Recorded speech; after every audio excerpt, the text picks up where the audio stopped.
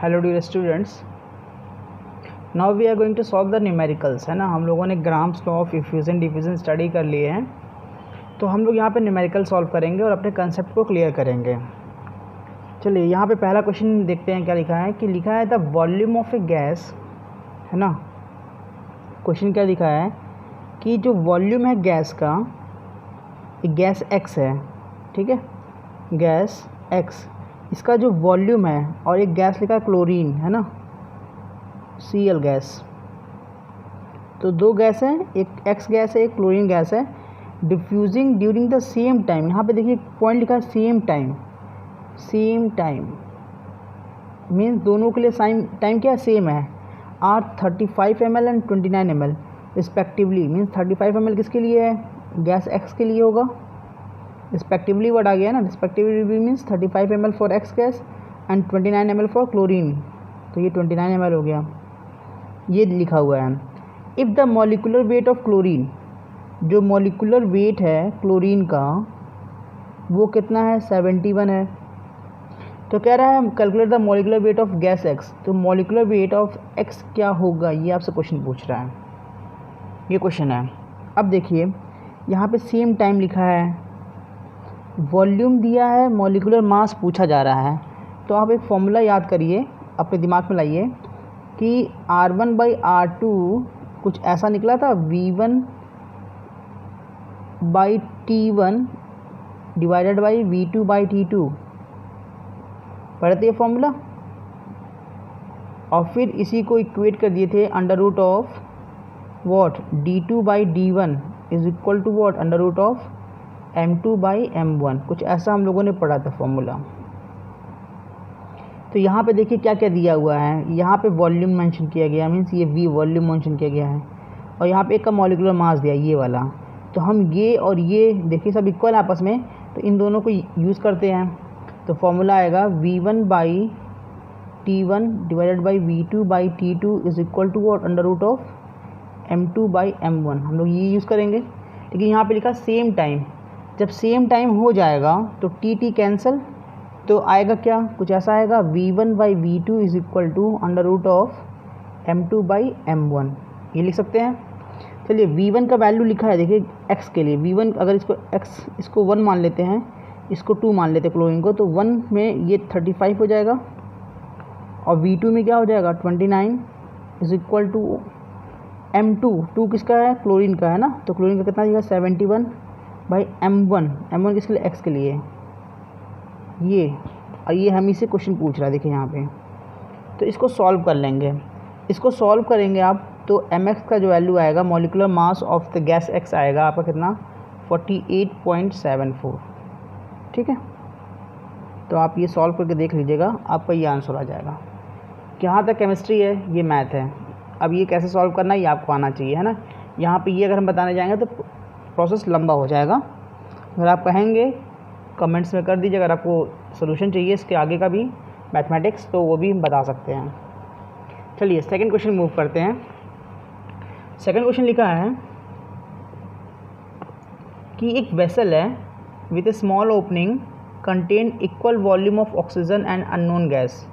Means आपके पास कोई एक वेसल है और इसमें क्या है, एक छोटी सी ओपनिंग है ना, और इसमें equal volume of oxygen and unknown gas, इसमें ऑक्सीजन है और एक गैस एक्स है, दोनों का वॉल्यूम क्या है, इक्वल है। एंड देन यहाँ लिखा है इक्वल वॉल्यूम, मीन्स वॉल्यूम यहाँ पे इक्वल दिया हुआ है, ठीक है। ये इंपॉर्टेंट है, क्या लिखा है ये आपको पता होना चाहिए, वॉल्यूम इक्वल लिखा हुआ है यहाँ पे।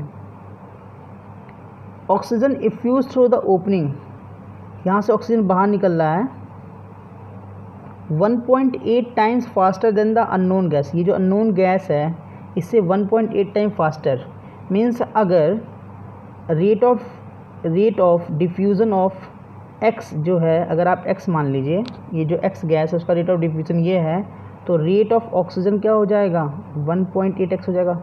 मान लो x गैस का जो रेट है डिफ्यूज़न का वो x है, तो ऑक्सीजन क्या है, 1.8 टाइम फास्टर है, मीन्स 1.8x हो जाएगा, ये दिया हुआ है। If the atomic mass of oxygen, ठीक है, एटॉमिक मास ऑफ ऑक्सीजन यहाँ पे दिया हुआ है कितना, 16।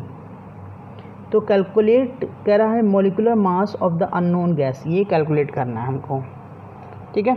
अब चलिए यहाँ पे रेट दिया है और मॉलिक्यूलर मास, और हमें रेट और मॉलिक्यूलर मास में फॉर्मूला हमको पता है क्या, R1/R2 क्या होता है, √M2/M1 ये होता है।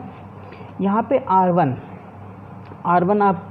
आप ऑक्सीजन को, अगर हम लोग ऑक्सीजन को 1 मान लेते हैं और जो X गैस है उसे 2 मान लेते हैं, तो R1 की जगह पे ऑक्सीजन का रेट 1.8x बाई R2 की जगह पे ये x, 2 किसे माना गया है, गैस को, क्या माने हैं, mx बाई m1 को कौन, ऑक्सीजन, तो कितना 16 है ना।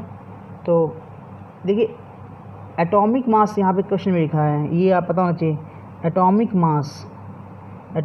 मास मीन्स कुछ ऐसा 16 है, लेकिन ऑक्सीजन एटॉमिक फॉर्म में नहीं, मॉलिक्यूलर फॉर्म में होता है 32।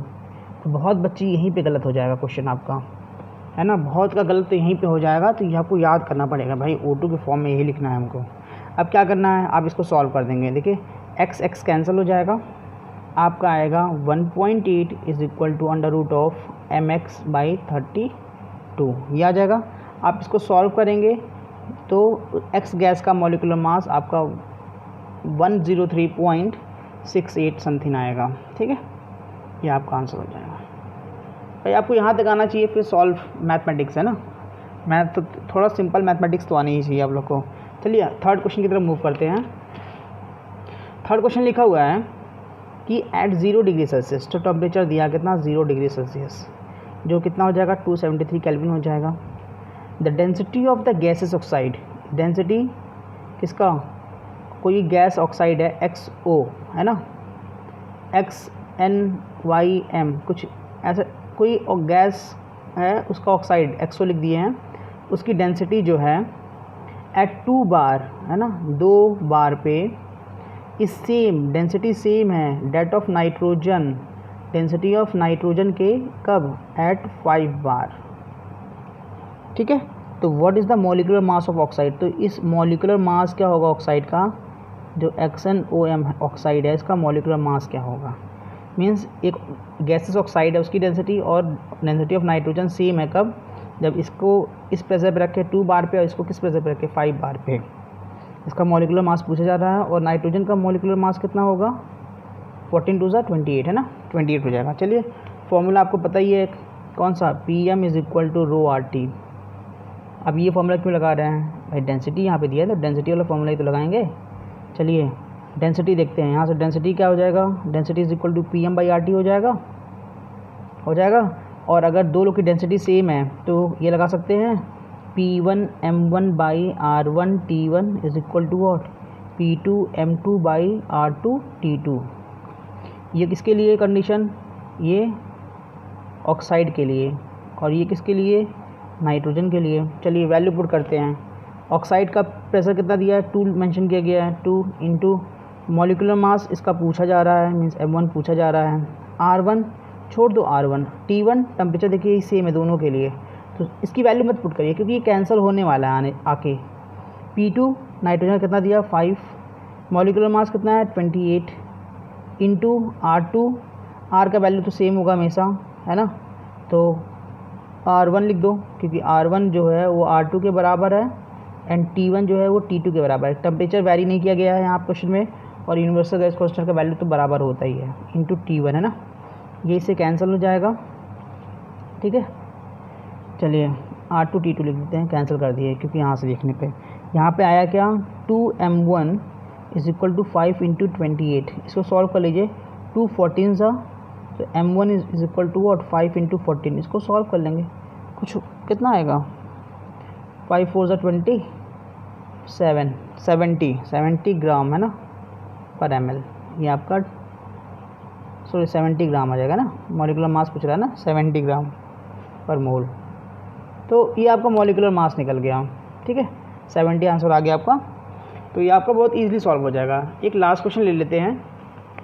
क्वेश्चन लिखा है कि 50 ml ऑफ हाइड्रोजन, ठीक है, ये वॉल्यूम लिखा है हाइड्रोजन का, वॉल्यूम ऑफ हाइड्रोजन कितना दिया है 50 ml, diffuses out through a small hole from a vessels in 20 minute. Time लिखा है जो हाइड्रोजन के लिए कितना है 20 मिनट्स है। टाइम नीडेड फॉर, टाइम बताना है नीडेड फॉर ऑक्सीजन कितना ml, ऑक्सीजन के लिए 40 ml। ठीक है, टाइम बताना है। 4 ऑप्शन लिखे हैं 12, 64, 8 एंड 32, ये लिखा हुआ है। चलिए हमें पता है, सॉल्व करते हैं इसको भी, है ना। हमको पता है एक फॉर्मूला, क्या, R1/R2 इज इक्वल टू और V1/T1/V2/T2, ये फॉर्मूला पता है। यहाँ से देखिए, यहाँ से क्या लिख सकते हैं हम लोग यहाँ से वॉल्यूम एंड टाइम दिया रहा है ना, वॉल्यूम एंड टाइम दे रहा है, तो हम R1/R2 तो ये भी तो होता है M2/M1, ये भी तो होता है। तब हम इन दोनों को यूज़ करेंगे, क्योंकि रेट हमको पता नहीं है लेकिन मॉलिक्यूलर मास हमको पता है दोनों के लिए। यहाँ से यूज़ करेंगे तो V1 कितना है हाइड्रोजन के लिए, देखिए 50 है, टाइम कितना है 20 है, ठीक है, into T2, T of oxygen by इसका कितना है 40 is equal to under root of M2, हमने M1 इसको माना है, इसको सेकंड माने हैं। तो ऑक्सीजन का मॉलिक्यूलर मास कितना 32, इसका मॉलिक्यूलर मास 2। इसको सॉल्व कर लीजिए आप, देखिए 2 16 से कट जाएगा और अंडर रूट 16 का वैल्यू 4 होता है, ठीक है। ये 0 0 कैंसिल हो जाएगा और ये आप आएगा 5 TO2/80 हो जाएगा, ठीक है। और 5 1 जा 5 16 जा, तो TO2 इज इक्वल टू 4 × 16, तो TO2 कितना आ गया, मल्टीप्लाई कर लेंगे 64 मिनट आ जाएगा। तो ऑप्शन कौन सा सही है यहाँ पे हमारा, ऑप्शन कौन सा सही है 4 × 60, ऑप्शन कौन सा सही है, बी ऑप्शन सही है, ठीक है। तो ऐसे आपको न्यूमेरिकल सॉल्व करना है। आई होप क्लियर हुआ होगा। अब कुछ और न्यूमेरिकल सॉल्व करेंगे नेक्स्ट लेक्चर में, जैसे हमारे सारे कंसेप्ट क्लियर हो जाएंगे। हम लोग NCERT के सारे न्यूमेरिकल सॉल्व करेंगे जो NCERT में गिवन है। इससे क्या होगा, आपके सारे कंसेप्ट क्लियर हो जाएंगे 1 by 1।